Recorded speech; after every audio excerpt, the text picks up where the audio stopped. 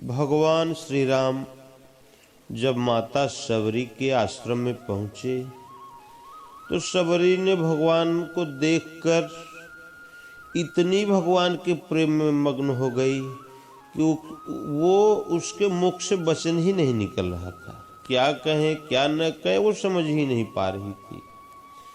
बार बार भगवान के चरणों में मात्र अपने मस्तक को, अपने सिर को नवा रही थी। प्रेम मगन मुख बचन न आवा, पुनि पुनि पद सरोज सिर नावा। फिर जल लेकर बड़े स्नेह से दोनों भाइयों के चरण धोए और सुंदर आसन पर बिठाया। अब आश्रम में कोई पूरी कचौड़ी तो मिलेगी नहीं, वहां तो केवल कंदमूल फल ही मिलेंगे। जो उनके आश्रम में था, कंदमूल फल सुरस अति, दिए राम कहूँ आने, प्रेम सहित प्रभु खाए, बारंबार बखाने। बड़े रसीले और स्वादिष्ट कंदमूल फल लाकर शबरी ने भगवान को दिया। भगवान ने बार बार प्रशंसा करके और बड़े प्रेम से खाया। पानी जोरी आगे भई ठाढ़ी, प्रभु ही बिलो की प्रीति अति बाढ़ी। फिर शबरी ने हाथ जोड़कर भगवान से कहा कि भगवान, मैं किस प्रकार आपकी स्तुति करूं? केहि विधि अस्तुति करऊं तुम्हारी, अधम जाति मैं जड़मति भारी। मैं नीच जाति की और अत्यंत मूढ़ बुद्धि, अधम ते अधम अधम अति नारी, तिन्ह मह मैं मति मंद अघारी। भगवान, जो अधम से भी अधम हैं, स्त्रियां उनमें भी अत्यंत अधम हैं, और उनमें भी भगवान मैं मंद बुद्धि भी हूं। एक और भी हमारे पास इसके अतिरिक्त भी एक डिग्री है। पहले तो अधम से अधम स्त्रियां, स्त्री जाति, उससे भी अधम मैं नीच जाति की, तीसरी अधम मैं मूढ़ बुद्धि। भगवान, फिर भी आपने मुझ पर कृपा किया। प्रभु श्री राम ने कहा, माता कह रघुपति सुनु, भामिनी बाता, मानहु एक भगति करनाता। हे भामिनी, मुझे तो ये पता ही नहीं कौन ऊंचा होता है कौन नीचा है, कौन स्त्री है कौन पुरुष है, कौन क्या है। माता, मुझे तो केवल भक्ति का रिश्ता ही पता है, भक्ति का ही संबंध मुझे पता है। जो मुझे जितनी श्रद्धा से भजते हैं, मैं भी उनको उतनी ही श्रद्धा से भजता हूँ। अब मुझे क्या पता तुम कौन हो कौन नहीं हो। जितनी तुम्हारी भक्ति थी, उतना मेरी कृपा तुम्हारे प्रति थी। तो इसलिए जाति पाति कुल धर्म बड़ाई, धन बल परिजन गुण चतुराई। जाति पाति, मैं बड़ी जाति का हूँ, मैं बड़ा पावन हूँ, बड़ा विद्वान हूँ, बड़े कुल का हूँ, बड़ा धार्मिक हूँ, धर्मात्मा हूँ। बड़ी अपनी बड़ाई, मेरे समान भला कौन। मैं बड़ा धनवान, बड़ा बलवान, बड़े कुटुंब का हूँ, बड़ी गुण वाला हूँ, बहुत चतुर हूँ। तो जाति पाति कुल धर्म बड़ाई, धन बल परिजन गुण चतुराई। भगतिहीन नर सोहै कैसा, बिनु जल बारिद देखिए जैसा। इन सब के होने पर भी यदि मनुष्य के पास भक्ति नहीं है, तो जैसे जलहीन बादल होता है ना, बस वही है। बदली खूब दिखेगी, जल की वृष्टि होगी, वर्षा होगी ही नहीं। इसलिए कोई कुछ भी हो, कितने भी बड़े धनवान हो, कितनी भी बड़ी कुलीन जाति के हो, भगवान की भक्ति सबके लिए अनिवार्य है। भगवान की भक्ति आपको करना ही है। भगवान की भक्ति नहीं तो आपके पास कुछ भी नहीं। भक्तिहीन सब सुख गुण ऐसे, लवन बिना बहु व्यंजन जैसे। खूब भोजन बना लो, नाना प्रकार के भोजन बना लो, सब खाद्य पदार्थ, केवल नमक मत उसमें डालो, उसका स्वाद कैसा होगा? एक बराबर सब खाद के समान लगेंगे। इसी प्रकार यदि मनुष्य के अंतःकरण में भगवान की भक्ति नहीं है तो वह भी भगवान के प्रति वैसा ही है, कुछ नहीं, केवल अपना भोग भोग रहा है। नवधा भगति कहूँ तो ही पाहे, सावधान सुनु धरु मन माही। अब मैं तुमसे, मेरी 9 प्रकार से भक्ति लोग करते हैं, मैं तुम्हें उन 9 प्रकार की भक्ति बताता हूं माता, और तुम सावधान होकर सुनो और स्मृति में धारण करना, इसको इसका स्मरण रखना, इसको याद रखना जो मैं अपनी भक्ति बता रहा हूं। तो प्रथम भगति संतन कर संगा, दूसरी रति मम कथा प्रसंगा। पहली भक्ति है कि संतों का सत्संग करो। कोई संत हो, कैसे भी हो, उनका सत्संग। दूसरी भक्ति है मेरे कथा प्रसंग में प्रेम। खूब रामचरितमानस पढ़ो, खूब गीता पढ़ो, जहाँ से जिस भी ग्रंथ से भगवान का स्मरण हो उसको पढ़ो, भगवान की कथा सुनो, भगवान की कथा और पूजा में लीन रहो, उसमें प्रेम रखो। और गुरुपद पंकज सेवा, तीसरी भक्ति अमान, चौथी भक्ति मम गुण गण, करई कपट तजी गान। तीसरी भक्ति है अभिमान रहित होकर गुरु महाराज के चरण कमलों की सेवा। और चौथी भक्ति यह है कि मन से, वचन से, कर्म से ये छल छदम सब त्याग कर मेरे गुण समूहों का गान करो। मंत्र जाप मम दृढ़ विश्वासा, पंचम भजन सुवेद प्रकाशा। मेरे नाम का जाप करो, राम राम राम राम, जितना हो सको जपो, जितना हो सके जपो। और केवल जाप ही मत करो, मुझ में दृढ़ विश्वास रखो। माने दूसरे का भरोसा ही नहीं, केवल भगवान पर भरोसा, भगवान पर विश्वास, प्रभु श्री राम पर दृढ़ विश्वास। एक ही धर्म एक व्रत नेमा, काय वचन मन पति पद प्रेमा।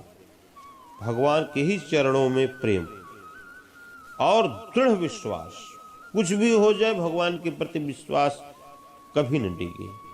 और खूब नाम का जाप करो, चलते फिरते, उठते बैठते, सोते जागते, किसी भी परिस्थिति में रहो, राम राम राम खूब जपो, जितना हो सके मन से जपो। भगवान का नाम जाप करने के लिए कोई स्थान पवित्र अथवा अपवित्र नहीं होता, इसलिए किसी भी परिस्थिति में भगवान का नाम का जाप चलते रहना चाहिए। ये भगवान ने 5वीं भक्ति बताया। और यही चीज वेदों में भी है, जो भगवान बता रहे हैं वही वेद में है।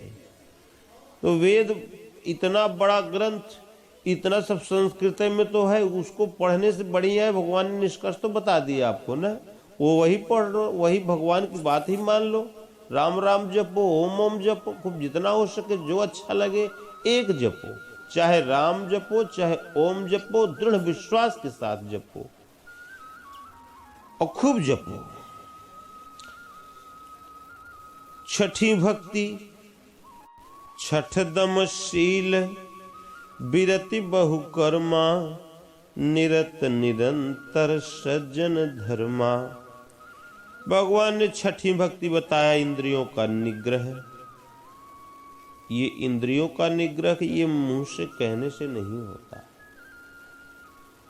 ये आपकी इंद्रियां ये 3 सेकंड में त्रिलोक की परिक्रमा कर लेती हैं। इनको समेटो, मन जहां भी जाए वहां से रोककर इसको श्वास में लगाओ, भगवान के नाम के जाप में लगाओ। वाह्य किसी भी विषय वस्तु का स्मरण न हो, स्मरण हो तो भगवान के नाम का, भगवान के रूप का, श्वास का। नाम रूप लीला धाम, बस इसी का स्मरण रहे। इसी में अपने इंद्रियों को अनुरक्त करो, इसी में मन सहित इंद्रियों को रत कर दो, इसी में लिप्त रहे। वो बाहर समाज में रस ले ही ना, इसी में लगी रहे। इससे धीरे धीरे आपके अंतःकरण में शीलता अपने आप स्वतः ही वो आती जाती है और विरति बहु कर्म, बहुत कार्यों से वैराग्य होता जाता है। ये छूटते जाते हैं, संसार छूटता जाता है, भगवान आपके हृदय में वो आते जाते हैं। 2 पलड़े हैं आपके हृदय करण में, एक तराजू है उसमें 2 पलड़े हैं। एक पर दैवी संपद, ये जो धार्मिक प्रवृत्ति कही जाती है, धर्म बैठा हुआ है। दूसरे पर है आसुरी संपद, जिसमें ये माया की, माइक संसार की विषय वस्तुएं बैठी हुई हैं। मनुष्य जिस वस्तु का जितना स्मरण करता है, ज्यादा स्मरण करता है, वही पलड़ा भारी होते जाता है। इसलिए संसार की विषय वस्तुओं को धीरे धीरे छोड़ते रहो, मन को धीरे धीरे भगवान में लगाते रहो, तो भगवान वाला पलड़ा वो भारी होता जाएगा। तो एक सूत्र है ना, अल्प दोषम बहुगुणम दोषाय न भवेद। जब गुण ज्यादा होते हैं, दोष कम होता है, तो वो दोष नहीं माने जाते। उसी प्रकार से जब भगवान का पलड़ा भारी हो जाएगा तो वो तो अपने आप शांत होते जाएंगे धीरे धीरे। इस प्रकार शील स्वभाव ये सब आपका ये बनता जाएगा। लेकिन जब आप भगवान के नाम में लव लगाएंगे, भगवान के नाम में के जाप में अपने मन को लगाएंगे, लव की बूढ़े शील उतराए। जैसे जैसे आप भगवान में लव लगाते जाएंगे, वैसे वैसे शील के गुण धर्म वो आपके अंतःकरण में जागृत होते जाएंगे। बहुत से कार्यों से वैराग्य और निरत निरंतर सज्जन धर्मा। निरंतर संत पुरुषों के धर्म में, आचरण में लगे रहो, उनकी सेवा में लगे रहो। गुरु महाराज क्या आदेश देते हैं उसका पालन करो। गुरु महाराज से जो आदेश मिलता है उस पर दृढ़ प्रतिज्ञ होकर चलते रहो। यही साधक का धर्म, एकमात्र यही धर्म होता है। गुरु महाराज कहें, परमहंस अनसुईया के परमहंस महाराज कहे हो, सदगुरु की आज्ञा का पालन और कलयुग की तिकड़मबाजी। जब तक सदगुरु के आदेश के अंतर्गत साधक है तब तक तो वो ठीक है। जहां उसमें कुछ अपना कुछ बुद्धि लगा दिया, अपना विवेक लगा दिया, अपना मन उसमें लगा दिया, तो वो फिर कलयुग की तिकड़मबाजी में उलझ जाता है। इसलिए सदगुरु के आदेश का पालन ही, यह भी एक भक्ति के अंतर्गत आता है। और सातम मम मोहिमय जग देखा, मोते संत अधिक करी लेखा। सातवीं भक्ति है कि जगत भर को संभाव से मुझ में देखो यार, राम मैं देखो, सिया राम मैं सब जग जानी। और संतों को मुझसे भी अधिक करके मानो। हमको कम मानो भैया, लेकिन गुरु भगवान को पहला स्थान दो, हमको दूसरे पर रखो, ये भगवान राम कह रहे हैं। मोते संत अधिक करी लेखा, जो संत सदगुरु हों उनको पहला स्थान दो और मुझे दूसरा। राम मैं देखो, सब में भगवान को देखो। और सदैव संत सदगुरु जो हैं उनके आदेश का पालन करो, भगवान तो अपने आप मिल जाएंगे यार। आठवीं भक्ति, आठम जथा लाभ संतोषा, सपने हूं नहीं देखे पर दोषा।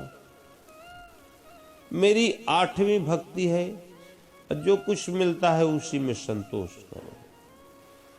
और कभी भी स्वप्न में भी किसी दूसरे के दोष को मत देखो। कथनी वदनी निज के देखो, हम क्या कर रहे हैं, हम क्या कह रहे हैं, हम क्या आचरण कर रहे हैं, ये निज अपना देखो, दूसरे का मत देखो। दूसरा क्या कर रहा है क्या नहीं कर रहा है ये आप मत देखो, ये देखना भगवान की जिम्मेदारी। आप अपना देखो, आप क्या कर रहे हैं, क्या आप आचरण कर रहे हैं, ये अपना देखो। क्यों? क्योंकि पर निंदक सम अघन गरीसा, दूसरे की निंदा करना ये सबसे बड़ा दोष होता है। आप 24 घंटे 23 घंटे भजन करें, 1 घंटे केवल दूसरे की निंदा कर दे, वो 23 घंटे का भजन समाप्त। इतनी पावर होती है दूसरे की निंदा करने के स्वभाव में। इसलिए कभी दूसरे की निंदा मत करो। निंदा अपनी करो ना यार, ऐसा काम करो कि लोग गाली दे, तुम्हारा पाप वो ले लेंगे, तुम बच जाओगे। और नमम सरल सब सन छल ही ना, मम भरोसे ही हर्षन दीना। नवी भक्ति है सरलता, और सबके साथ कपट रहित बर्ताव।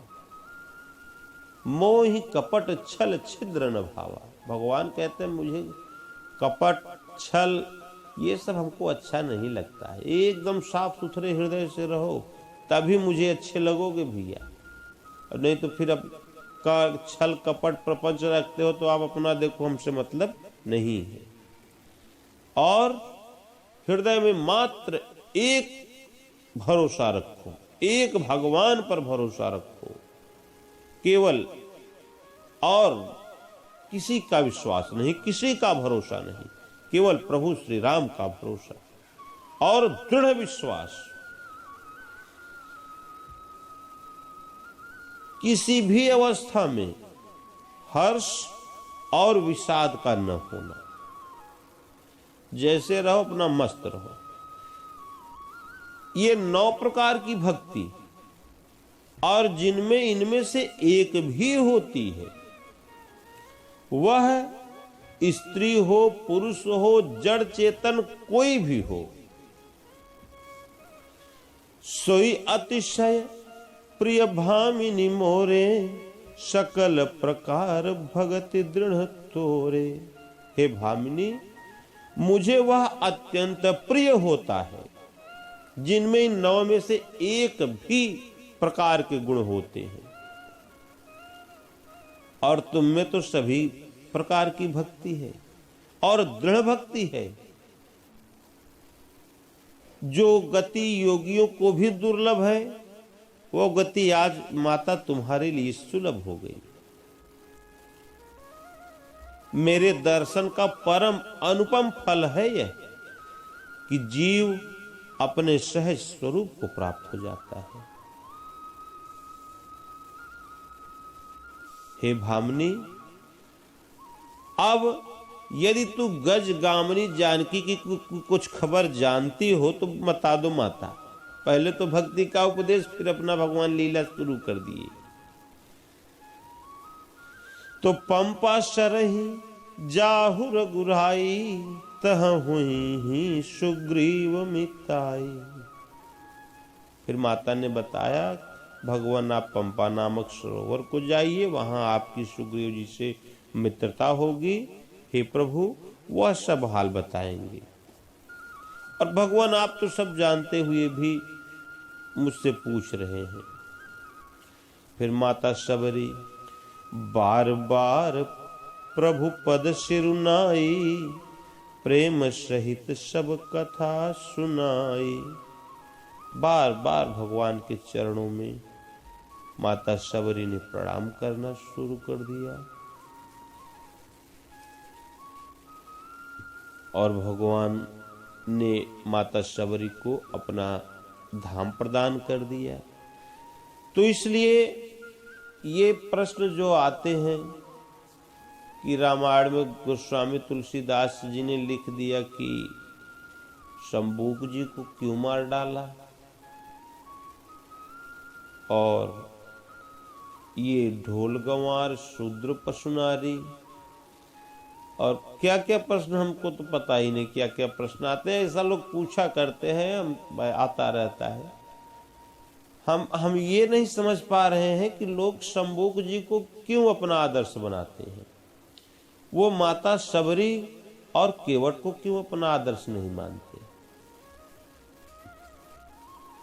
इसलिए गो गोचर जहां लगी मन जाई, सो सब माया जाने हो भाई। अपने मन से आप जो भी समझेंगे, जो भी विचार करेंगे, वो सब माया के ही अंतर्गत होता है।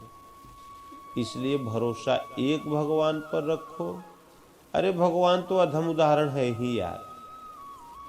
भगवान ने निषाद राज को तारा, केवट को तार दिया। केवट इतना अधम कि जासु छाह छुई ले ये सींचा, जिसकी छाया भी पड़ जाती थी तो स्नान करते थे लोग। राम भक्ति कर तासु न रेखा, भगवान की भक्ति की उसके हाथ में कोई रेखा ही नहीं थी, किंतु प्रभु ने उसे गले लगाया। राम कीन आपन जब ही ते, भयउ भुवन भाजन तब ही ते। भगवान ने गले लगाया और केवट से कहा कि यार भैया केवट, तात रहे पुर आवत जाता, तुम मम प्रिय भरत ही सम भ्राता। तुम मुझे भरत के समान प्रिय हो, अवध आते रहना भैया। राक्षस थे विभीषण, राक्षस जाति के, राक्षस कुल के, उनको भगवान ने अपना लिया।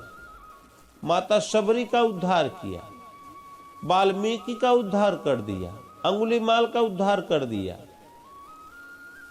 तो ये सब फालतू बातें जो केवल भ्रांति नहीं फैलानी चाहिए। धर्म, एक लड़के ने प्रश्न किया है, महाराज जी धर्म क्या है? तो धर्म ये 50-55 नहीं होते। धर्म एक, धर्म न दूसर, सत्य समाना, आगम निगम पुराण बखाना। धर्म एक है, वो है भगवान की भक्ति सत्य के समान। जो सत्य है वही धर्म है। जो असत्य है, जो परिवर्तनशील है, जो नाशवान है, वो कैसे धर्म हो जाएगा? फिर आगे बताया कि वो सत्य है क्या? तो व्यापक एक, ब्रह्म अविनाशी सतचेतन घन आनंद राशि। व्यापक एक सर्वत्र कण कण में विद्यमान है एक परमात्मा, वही सत्य है, उसका विनाश कभी होगा ही नहीं, कभी होता ही नहीं। चैतन्य है, किसी निर्जीव का नाम नहीं है, वो सब कुछ जानता है, सब कुछ आप सोच रहे हैं, आपके मन में जो विचार उठ रहे हैं वो सब जानते हैं। और यदि आप अनन्य भाव से उन हृदय स्थित ईश्वर की शरण में चले ही गए तो वो आनंद सुख की राशि समुद्र, ये नदियां नाला भरा आनंद नहीं है, सुख के सागर हैं भगवान। आप यदि उन हृदयस्थ ईश्वर की शरण में चले ही गए ना, भगवान कहते हैं चाहे मुझसे कुछ भी मांगो मैं देता हूं। तेतम भुक्त्वा स्वर्ग लोकम विशालम, मुझे भजकर लोग स्वर्ग तक की कामना करते हैं और मैं उन्हें देता हूं। किंतु क्षीणे पुण्य मर्त्य लोकम विशंति, जब तक उनका पुण्य रहेगा तब तक वो स्वर्ग लोक का भोग भोगेंगे। जहां पुण्य क्षीण हुआ फिर वहीं आ जाएंगे जहां से भजन करना आरंभ किया था। भजन का नाश नहीं होता, क्यों? क्योंकि नेहा विक्रम नाशोस्ति, एक बार आपने इस कर्म रूपी धर्म का आचरण आरंभ कर दिया, स्वल्प आचरण भी 2 कदम आपने रख दिया तो उसका किसी भी जन्म में विनाश नहीं होता। भगवान कहते हैं अनेक जन्म संसिद्धस ततो याति पराम गति। अनेक जन्म 2-4 जन्मों में वो धीरे धीरे आगे बढ़ते बढ़ते वो उस परम सिद्धि को प्राप्त कर लेता है। महावीर स्वामी महावीर ने 24वें जन्म में वो तीर्थंकर हो गए, स्वयं पावन, दूसरे को भी परम धाम प्राप्त कराने की उनमें शक्ति आ गई, तीर्थंकर हो गए। भगवान बुद्ध, उनके 200 जन्मों का रिकॉर्ड मिलता है, उन्हें तो अपने 200 जन्मों का ज्ञान था। कागभूषुंडी महाराज 1000 जन्मों का ज्ञान था। पूज्य अनुसुईया के परमहंस जी महाराज, परमानंद जी महाराज बताया करते हो हम 7 जन्म से साधु हैं, 4 जन्म से साधु, 7 जन्मों का उन्हें ज्ञान था। तो इसलिए सदैव भगवान पर दृढ़ विश्वास रखो, 2 कदम भी चल दोगे तो उस आरंभ का कभी नाश नहीं होता। कर्म ही धर्म है, आप कर्म करना ही यज्ञ अर्थात कर्मणो अन्यत्र लोको यम कर्म बंधन, यज्ञ करना ही एकमात्र कर्म है। और जो भी दूसरा कुछ मनुष्य के द्वारा किया जाता है यज्ञ के अतिरिक्त, वो सब इस संसार में बांध कर रखने का उपाय मात्र है और कुछ नहीं है। और कर्म क्या है? कर्म एक आराधना, जेहि विधि रीझे राम। कर्म मात्र इतना ही है, भगवान का भजन करो और धारिये, ये धर्म है। धारण करना, इसको अपने धारण शरीर पर थोड़े किया जाता है। अरे शरीर तो स्वयं नश्वर है, वासान से जीर्णानि। जैसे मनुष्य पुराने वस्त्रों को त्याग कर नया वस्त्र धारण कर लेता है, उसी तरह यह जीवात्मा भी इस पुराने शरीर को त्याग कर नया शरीर धारण कर लेता है। ये शरीर पर धारण करना कौन सा आपका ये धर्म हो गया? मनुष्य जब भी धारण करता है तो अपने मन मस्तिष्क पर, चित्त पर, मन सहित अंतःकरण चतुष्टय पर। क्यों? क्योंकि यह शरीर छोड़ने के बाद यह जीवात्मा मन सहित 6 इंद्रियों को लेकर फिर दूसरे शरीर में कर्मों के अनुसार प्रवेश कर जाता है। तभी तो अनेक जन्म संसिद्ध सतो याति पराम गतिम, अनेक जन्मों में चलकर वो परम गति को प्राप्त करता है। इसलिए जो हृदय में धारण कर किया जाता है, मन मस्तिष्क पर धारण किया जाता है, वही धर्म होता है। यदि आपने भगवान का भजन किया तो वही एकमात्र कर्म है। भगवान का भजन करना ही कर्म है। इसके अतिरिक्त आप जो भी कुछ सोच रहे हैं, विचार कर रहे हैं, वो मात्र एक समाज में बांध कर रखने का उपाय है। आप उसमें चलते जाएं। पुनरपि जननम पुनरपि मरणम पुनरपि जननी जठरे शयनम। कर्म एक भगवान का भजन, धर्म उसी कर्म को कार्य रूप देना, अर्थात भगवान का भजन करना ही एकमात्र कर्म है और धर्म एकमात्र परमात्मा है। और कुछ भी और जो भी करो आप, वो सामाजिक व्यवस्थाएं वो अलग है। इस छठदम शील विरति बहुकर्मा निरत निरंतर सज्जन धर्मा। भगवान ने छठी भक्ति बताया, इंद्रियों का निग्रह। ये इंद्रियों का निग्रह ये मुंह से कहने से नहीं होता। ये आपकी इंद्रियां ये 3 सेकंड में त्रिलोक की परिक्रमा कर लेती हैं। इनको समेटो, मन जहां भी जाए वहां से रोककर इसको श्वास में लगाओ, भगवान के नाम के जाप में लगाओ। वाह्य किसी भी विषय वस्तु का स्मरण न हो, स्मरण हो तो भगवान के नाम का, भगवान के रूप का, श्वास का। नाम रूप लीला धाम, बस इसी का स्मरण रहे। इसी में अपने इंद्रियों को अनुरक्त करो, इसी में मन सहित इंद्रियों को रत कर दो, इसी में लिप्त रहे। वो बाहर समाज में रस ले ही ना, इसी में लगी रहे। इससे धीरे धीरे आपके अंतःकरण में शीलता अपने आप स्वतः ही वो आती जाती है और विरति बहुकर्म, बहुत कार्यों से वैराग्य होता जाता है। ये छूटते जाते हैं, संसार छूटता जाता है, भगवान आपके हृदय में वो आते जाते हैं। 2 पलड़े हैं आपके हृदय करण में, एक तराजू है उसमें 2 पलड़े हैं। एक पर दैवी संपद, ये जो धार्मिक प्रवृत्ति कही जाती है, धर्म बैठा हुआ है,